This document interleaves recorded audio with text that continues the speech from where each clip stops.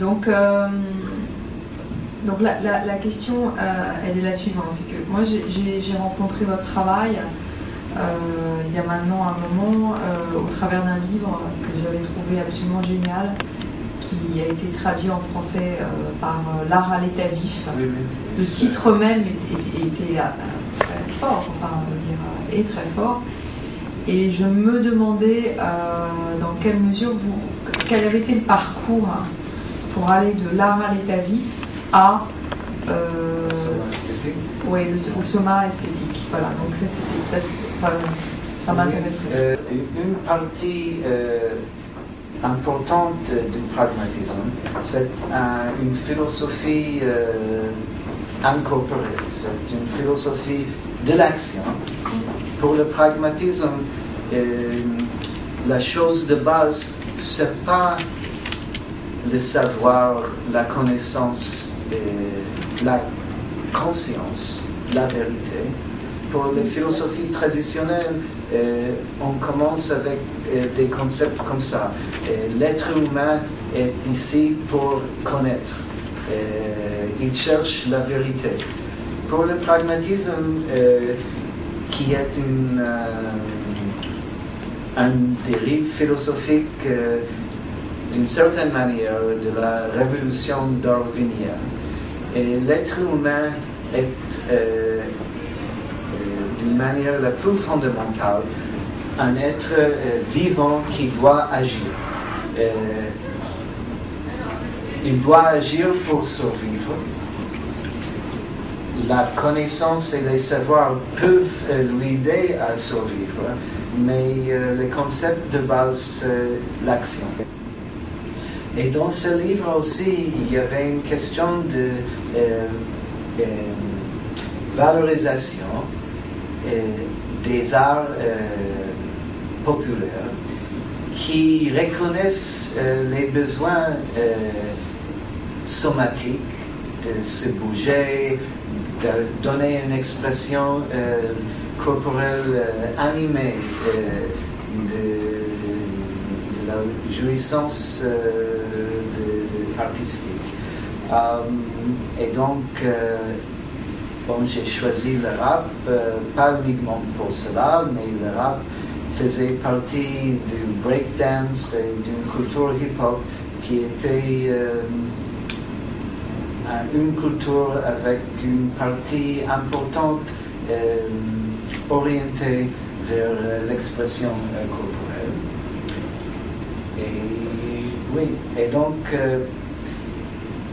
comme l'esthétique pragmatiste, c'est une esthétique d'action, d'expérience aussi, parce que une partie de l'esthétique pragmatiste, c'est pas les objets de l'art pour des connaisseurs, mais c'est plutôt l'idée que l'art se réalise dans l'expérience, soit dans l'expérience des artistes, créateurs, soit dans les expériences des spectateurs, consommateurs, qui sont aussi des gens qui participent à la création artistique, dans le sens qu'ils font une récréation dans leur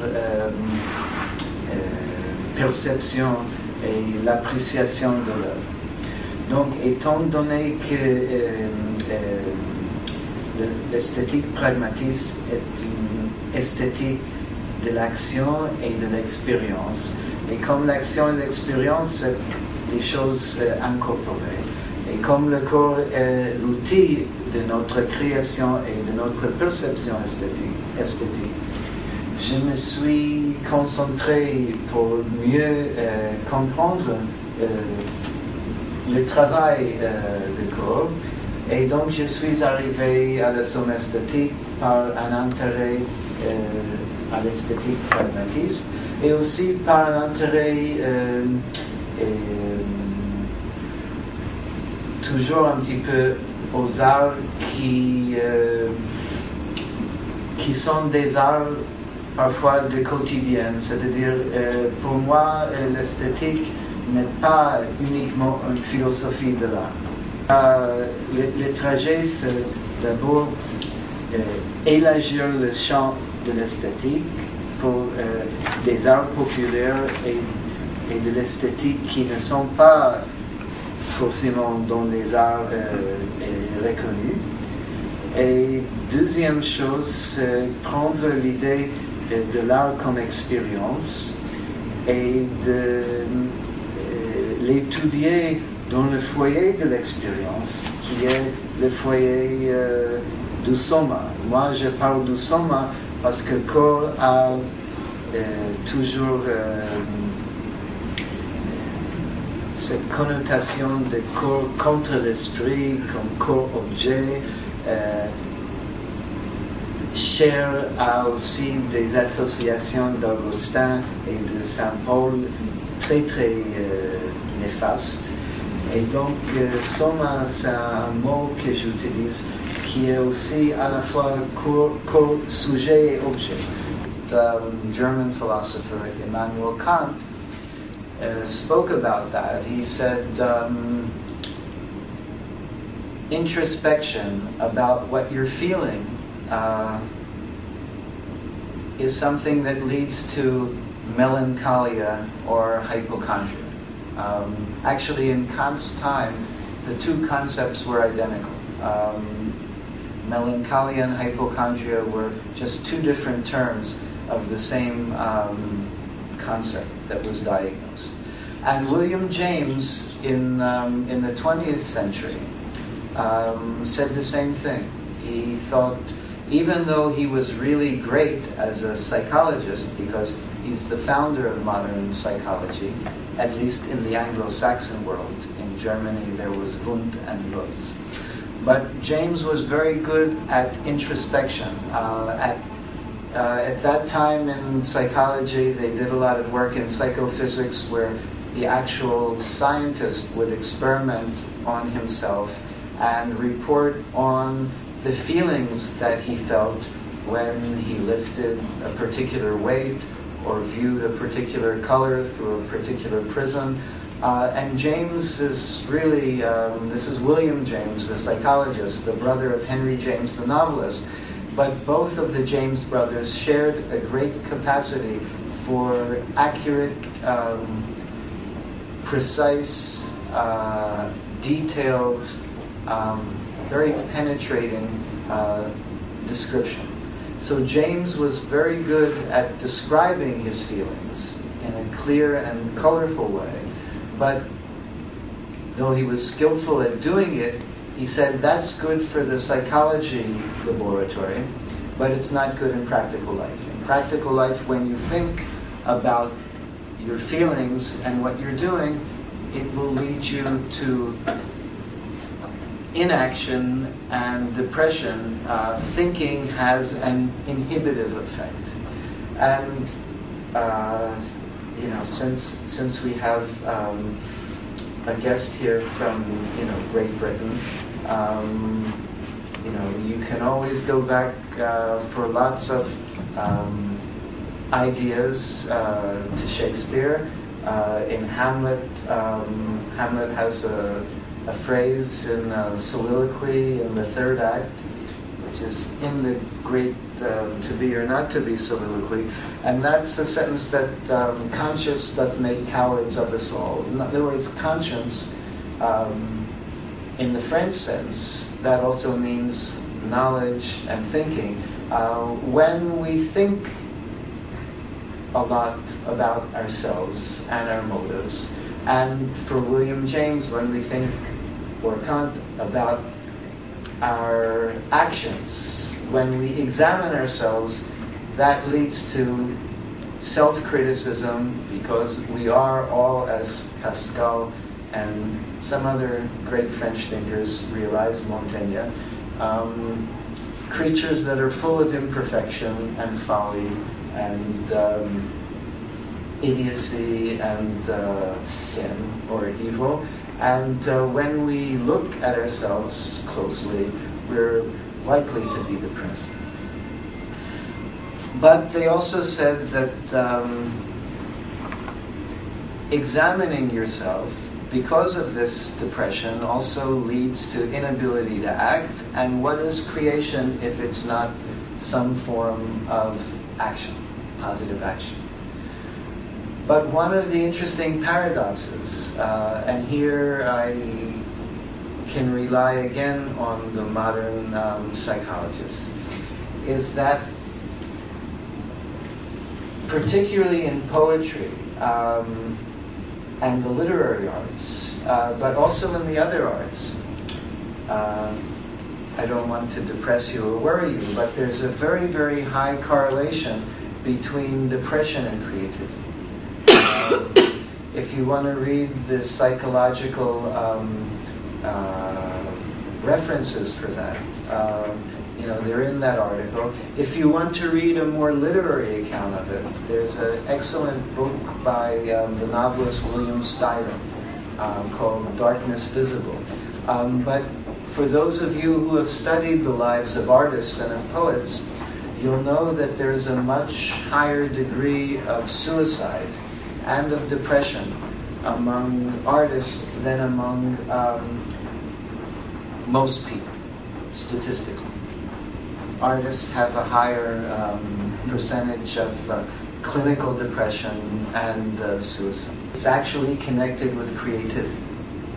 Rumination, thinking about yourself, examining yourself, is connected both with depression and with creativity. There are different reasons for this. They think that people who are introspective and self-examining, these are people who are more aware of themselves. They're also more aware of other things. They are critical. And again, one of the big mistakes that people make is thinking that creativity and criticality are contrary or contradictory powers. Real creativity requires criticality. And the idea of these people who are self-examining and tend toward depression is that they have critical powers, they have creative powers of perception where they see things in themselves that worry them.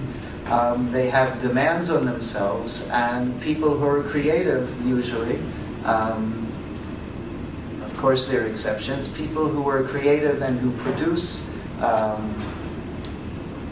successful creations are usually people who make demands on themselves.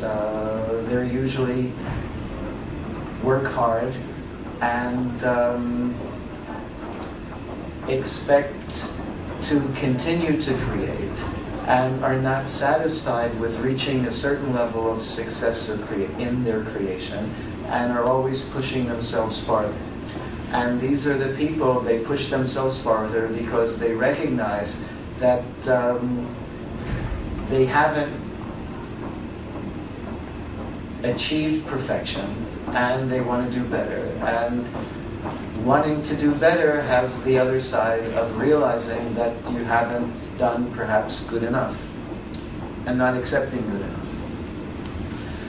So, one of the question that I'll leave you with, and again, I deal with this in the text, and I can talk about it in a little bit of discussion afterwards, is how you maintain and develop self-awareness and this somaesthetic consciousness without falling into dangers of depression. I mean, I myself, I'll just say this so I won't leave it so mysterious, is that although there are many examples of self-examining, somaesthetically self-examining people who have been depressed and have become hypochondriacs, there are many long traditions of awareness and bodily awareness. Yoga and Zen are examples where the practitioners are not afflicted or do not suffer from depression, because one of the important things, and I'll take 2 minutes to emphasize that, with the studies in rumination and in the depression that self-examination can lead to, one of the problems, and there are two, one is that you become preoccupied with negative thoughts in examining yourself. So when you're aware of your body, you are always looking for something wrong. The other problem with rumination, whether it's about the body or about your character or your professional life or your relationship with your children or your spouse, is that there's a problem of obsession. You can't stop thinking about it. And there, in some of the somaesthetic disciplines, you have ways of developing powers of attention and awareness, where you learn how to control your thoughts. And so you do not have to, when thinking about yourself, focus either obsessively on the negative, and you also do not have to focus obsessively on anything, because you learn through disciplines of somaesthetic awareness how to control the flow of attention in your mind, so that when you want to turn yourself off, you can. And one of the good things about somaesthetic awareness and using your body as a target for attention, for instance your breathing, is that your body and your breathing, they're always with you. You don't even have to take out your iPhone, to look for it. You don't you don't need a special gym. You're always with your breathing and your body. And so you can always have exercises of attending to it or not. So, this is just the tip of the iceberg for trying to think about how one can use embodiment and body awareness in the creative processes of artistic creation, but also in the creative processes of creation in other domains, including the domains of business and organizational engineering. And this is something that I believe is done best not in a lecture. I do actually workshops.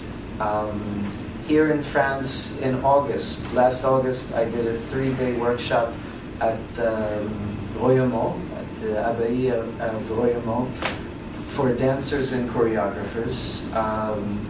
In the beginning of May, I'm going to do another workshop for a different public. That's going to be at l'École des Beaux-Arts of Annecy. And then I'm going to be doing one actually here in Paris at the Sorbonne, Paris 1, in June, a 3-day workshop that will combine people in art history, aesthetics, and philosophy and history. Because I think you cannot really understand my philosophy without experiencing it, not in the classroom environment, but experiencing it in a workshop environment. And, this may sound, well, I know it's aberrant, it's not normal, but it's actually going back to old ideas of philosophy as a way of life, where people learned not simply by reading books, but by performing all kinds of activities, whether they were spiritual, or whether meditational, or whether they had other forms. So, excuse me for speaking 5 minutes past the hour. But, 6. Yes, 6. But I think that clock is, it's okay. Thank you.